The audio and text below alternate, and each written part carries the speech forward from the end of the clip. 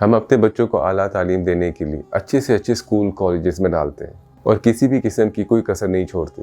بہت سے والدین بچوں کو اسلامی تعلیم دینے کے بارے میں سوچتے ہی نہیں، اور جو کوئی سوچتا بھی ہے ان کے لیے اسکول میں ہفتہ وار ایک ہی لیکچر کافی لگتا ہے۔ دنیاوی تعلیم کی توجہ اتنی زیادہ ہوتی ہے کہ ہمارے بچوں کو قرآن کی تعلیمات کے بارے میں پتہ ہی نہیں ہوتا۔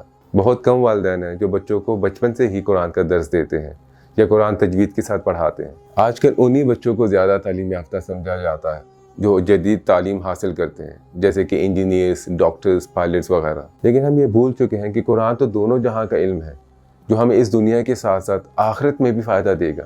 دنیاوی تعلیم تو یہیں پر رہ جائے گی، لیکن قرآن کی تعلیم تو اس زندگی کے بعد بھی آپ کی رہنمائی کرے گی۔ قرآن سیکھنے کے طرز پہ ایک موبائل ایپ ترتیل کے نام سے لانچ کی گئی ہے، جس میں آپ قرآن سیکھ کر اپنی آواز میں قرآن کی قرأت اپلوڈ کر سکتے ہیں، قرآن کو حفظ کر سکتے ہیں اور آپ قاری صاحبان سے اپنی قرأت کے بارے میں رہنمائی بھی حاصل کر سکتے ہیں۔ آپ مختلف زبانوں میں کسی بھی استاد سے ڈسکشن بھی کر سکتے ہیں۔